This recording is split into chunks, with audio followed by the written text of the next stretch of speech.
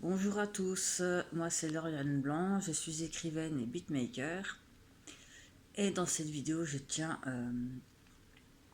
à parler de l'autisme.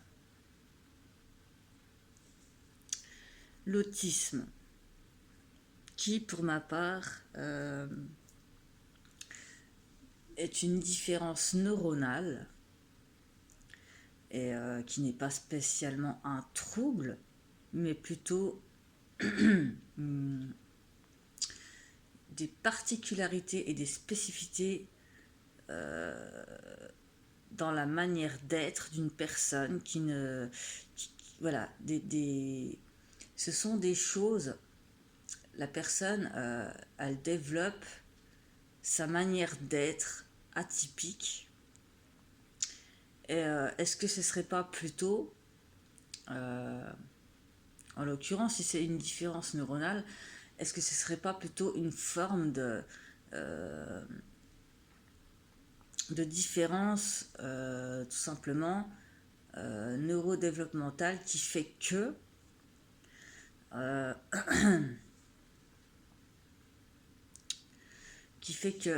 ces personnes sont différentes et qu'il s'agisse, pourquoi pas, d'une éventuelle évolution en quelque sorte. Une évolution euh, sur notre moyen de fonctionner. Les êtres humains ne sont pas tous pareils. Il y a des gens différents, des gens atypiques, qui sont neurodivergents et qui tout simplement réfléchissent autrement. Pourquoi ceci serait-il, enfin pourquoi l'autisme serait un trouble alors que pour ma part c'est juste une différence qu'il va falloir absolument inclure et apprivoiser puisque il y a des choses concernant les autistes que les personnes qui ne sont pas autistes ne peuvent pas faire. Et vice-versa. On est complémentaires dans ce monde. Et à un moment donné, il va falloir que les gens comprennent que nous sommes complémentaires les uns et les autres, puisqu'on a tous besoin d'idées un peu qui sortent un peu de cette norme en finalité. Donc, s'il n'y avait pas d'idéaux divers et variés qui sortaient de la norme, eh ben on n'évoluerait pas. On n'évoluerait pas et on serait là comme des cons à stagner. Et là, à dire que l'autisme, y a beaucoup de personnes qui croient que l'autisme est une maladie, qui essayent de guérir de l'autisme, ce qui est relativement grave en fait, parce que c'est une différence. C'est la personne, elle est comme elle est, et les gens n'acceptent pas la différence. Ils l'acceptent, ils l'ont jamais accepté et ils ne l'accepteront jamais.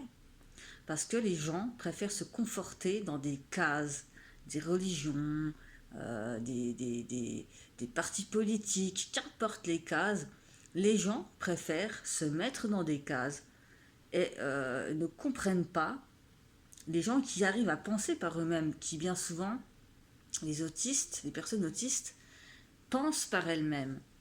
Les personnes autistes ne savent pas mentir, ou très mal en tout cas. Les personnes autistes sont plutôt crues, clash, direct. Après, il y a beaucoup de formes d'autisme, parce que chaque autiste est différent à sa manière, donc je ne peux pas généraliser. Mais pour ma part, par exemple, des petits exemples à la con comme ça qui me viennent en tête, le fait d'entendre des gens parler sans pour autant les voir, parce que j'ai le regard fuyant. Et pour le peu que j'ai, voilà, le téléphone, j'aime pas le téléphone. J'aime pas quand je ne vois pas le visage de la personne, et même pour le peu que je sois en face de la personne, comme j'ai un regard fuyant, je n'arrive pas à lire les expressions faciales. Du coup, ça pose beaucoup de problèmes.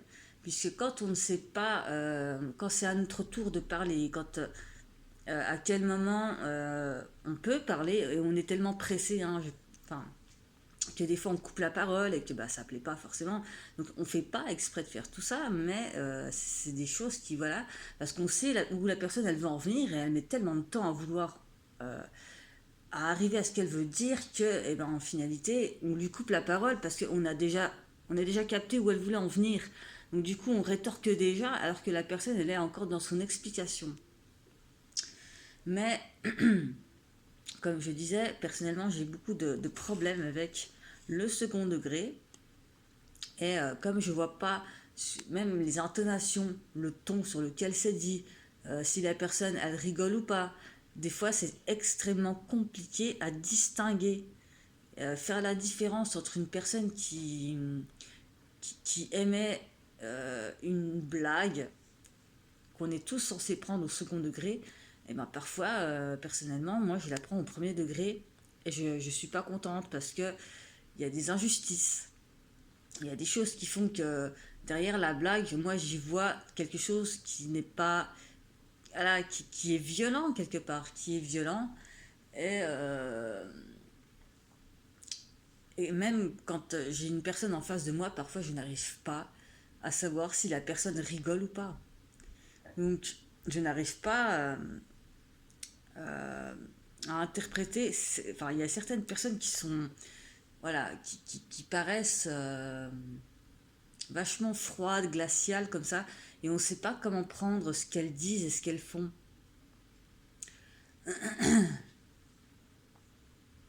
Donc du coup, ça c'est assez compliqué parce que ça peut déclencher des crises aussi par la même occasion. Dans l'autisme, il n'y a pas que l'intelligence différente, hein, il y a les crises. Hein. Il y a les crises qui font que bah, pour le peu que la personne, elle accumule, elle accumule, elle accumule, et ben, les crises peuvent être extrêmement violentes.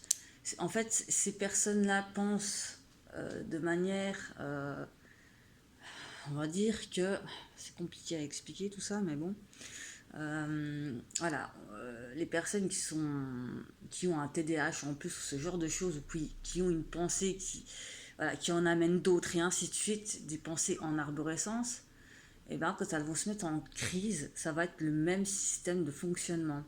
C'est-à-dire que la personne elle va s'attacher à des détails insignifiants pour les autres, mais qui pour elle l'ont touché, voilà, elle n'arrive pas à digérer ça. Les détails un mot, une phrase, quelque chose qu'on a pu lui dire qui n'est pas passé, et ben la personne autiste, elle va tout enregistrer.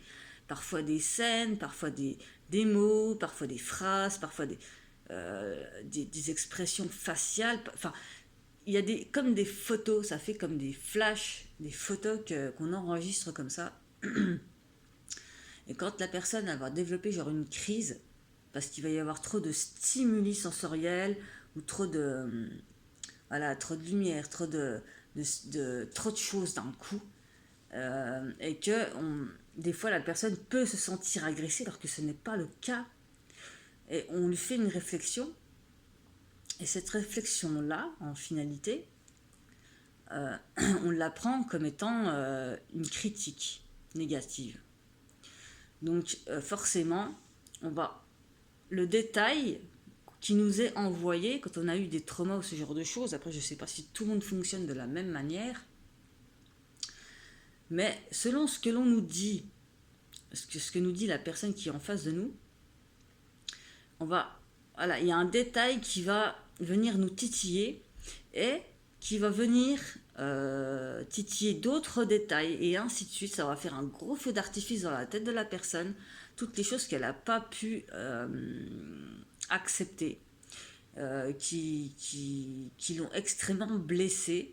La personne, de détail en détail, ça va finir par un ouragan, un tsunami qui va exploser littéralement. Et la personne autiste va se mettre dans tous ces états, c'est-à-dire un état qu'elle ne contrôle plus, qu'elle ne gère plus, qui est extrêmement violent dans les paroles, qui peut être extrêmement violent dans les actes envers elles-mêmes, parce que les personnes autistes sont violents, mais généralement, ils peuvent être peut-être violents envers autrui. En tout cas, moi, j'ai toujours été violente envers moi-même. Et violente, extrêmement violente verbalement. Mais en fait, on ne sait même plus ce qu'on a dit, on ne sait même plus ce qu'on a fait, on ne sait même plus pourquoi on s'est... Enfin voilà, on se rappelle le détail du pourquoi on s'est pris la tête, et là on se dit, mais c'est pas possible, pourquoi c'est parti comme ça, et là on comprend que nos pensées sont en arborescence. Et quand ça fonctionne comme ça, et ben ça part sur des trucs à la con, des petits trucs. Et ça va aller chercher d'autres détails automatiquement. C'est des automatismes en fait qu'il faut conscientiser, et il faut essayer de détruire ces mécanismes-là, ce qui n'est pas spécialement évident pour éviter ce genre de crises violentes qui ne sont pas agréables non plus pour la personne qui les subit et qui fait subir aux autres. Donc c'est agréable pour personne, j'ai envie de dire, mais voilà, après c'est comme ça que fonctionnent certaines personnes autistes. En tout cas, moi, voilà, pour ma part, je fonctionne comme ça. Donc, il y a des choses qu'on ne peut pas changer dans la vie. Et il y a des choses qu'on ne peut pas changer. Mais il y a des choses qu'on peut travailler, qu'on peut modeler. On peut essayer d'atténuer ce genre de choses. Mais on ne peut pas non plus tout gérer. Les personnes qui sont autistes, déjà, se doivent de se suradapter à ce monde. Moi, je vois le monde, hein, comme j'expliquais, je sais plus où, enfin bref, le monde, pour moi, vu de l'extérieur, hein, c'est comme une grande pièce de théâtre.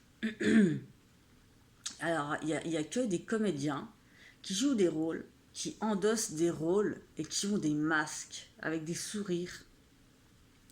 Ouais, comment ça va? Ouais, ça va, et toi? Ouais, ça va, nanana, t'as passé un bon dimanche, il fait beau. Ouais. Voilà, tout ce qui est... j'ai l'impression que c'est une pièce de théâtre, mais factice, quoi. Factice dans le sens où les gens font semblant. Ils font semblant d'être bien, d'aller bien. Ils font semblant d'être bien.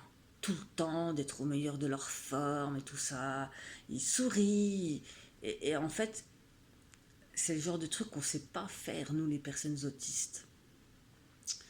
Ou alors on peut tenter de le faire en faisant le caméléon, mais parfois ça dure pas spécialement, ça dure pas spécialement longtemps, parce que c'est pas dans, voilà, on n'est pas conçu pour jouer dans des pièces de théâtre.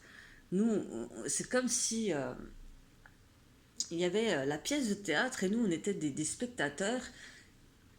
Et en tant que spectateur, on se disait, mais c'est quoi de ça? C'est de l'absurde en fait, c'est de l'absurde. C'est vraiment le monde dans lequel on est. Le monde dans lequel on est, il est faux. Parce que les personnes autistes ne peuvent pas mentir, ne sont pas attirées par l'argent, ne sont pas attirées par le pouvoir, ne sont pas attirées par la gloire, ne sont pas attirées par toutes ces choses-là. En fait, elles fonctionnent par passion. La passion des choses. Elles peuvent rester des heures et des heures sans avoir la notion du temps, sans avoir la notion, sans aucune notion du temps. Elles peuvent passer des heures et des heures sur des choses qu'elles apprécient, sans compter le temps, en se disant, en regardant l'heure et en se disant, oh mon Dieu, moi, je suis passé de 6 heures du matin et là il est 18 heures le soir, je suis en train de composer ma musique, et moi je me vois des fois à 6 heures du matin quand je suis réveillée, je compose et je regarde, et, oh putain il est midi, oh putain il est 18 heures, il faut que j'arrête, il faut que j'arrête, il faut que j'arrête, et en fait j'arrive pas à décrocher. Et en fait on fonctionne par passion, voilà, par la passion intérieure, par tout ce qui vient du cœur, hein, parce que outre les crises où on peut sembler aux yeux des autres comme des monstres ou ce genre de choses, parce que c'est assez impressionnant quand même de voir quelqu'un en crise et quelqu'un qui, voilà. Mais à côté de ça, on ne sait pas mentir, On n'est pas là dans le but de détruire les autres. On n'aime pas tout ce qui est dans cette optique de compétition, de comparaison, de concurrence. Cet esprit qui, lui, existe, malheureusement, dans le monde. Et quand on voit cette pièce de théâtre qui, pour les gens, est réelle, une personne autiste, si elle va pas bien, elle le dira qu'elle est pas bien. Si vous allez demander ça va à une personne autiste qui n'est pas bien, ben elle vous dira non, ça va pas. Et là, tout le monde va la regarder. Et voilà, en fait, on est perçu comme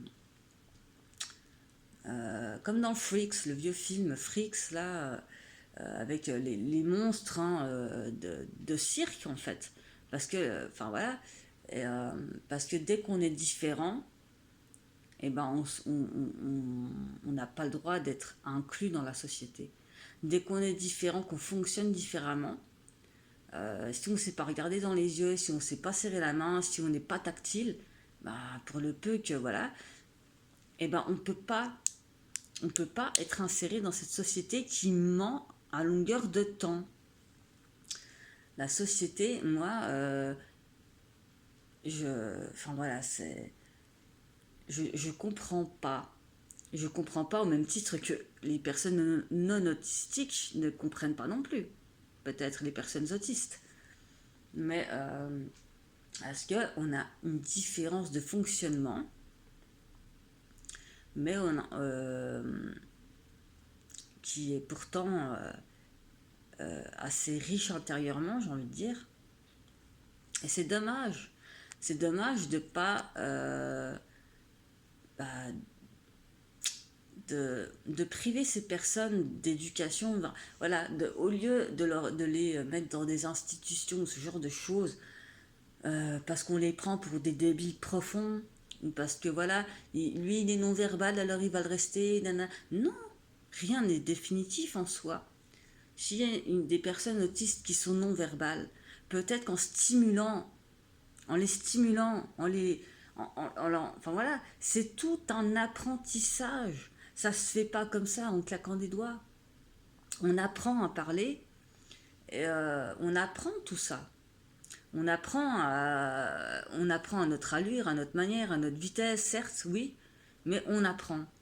Et si on continue d'infantiliser, de débiliser, d'institutionnaliser toutes ces personnes différentes, en disant qu'elles sont incapables, que de toute façon elles sont différentes, elles ne pourront pas s'insérer dans la société, qu'elles sont inutiles, qu'elles sont trop stupides, parce qu'elles ne comprennent rien aux codes sociaux, et parce que ça, enfin voilà, si on fonctionne comme ça, on n'y arrivera jamais. Parce que les personnes autistes non verbales ou sévèrement autistes ne sont pas pour autant stupides. On a tous des capacités, et forcément, si on laisse un bébé sans rien, sans apprentissage de la vie, sans rien, eh ben, il va rester dans sa tête, il va rester sans pouvoir parler, sans pouvoir lire, sans pouvoir écrire. C'est pareil pour une personne autiste, il faut accompagner ces personnes-là et arrêter de les discréditer parce qu'elles sont différentes, de les disqualifier de tout parce qu'elles fonctionnent différemment. Il y a un moment donné, il va falloir nous inclure, parce qu'en attendant, il n'y aurait pas d'ordinateur au jour d'aujourd'hui hein, s'il n'y avait pas de personnes autistes. Donc maintenant, vous êtes tous bien contents d'être sur vos téléphones ou sur vos PC, mais qui c'est qui a conçu ça? Une personne autiste, oui. Bill Gates. Et toutes les personnes qui travaillent autour de l'informatique et tout ce genre de choses, souvent sont autistes. Parce qu'il faut une certaine patience pour ce genre de choses que les autres n'ont pas. Et les autres ont de la patience que nous, on n'a pas pour leurs tâches à eux. Enfin, vous voyez ce que je veux dire? On est complémentaires. Et à un moment donné, eh ben, il va falloir quand même l'accepter. Voilà. Merci de votre attention.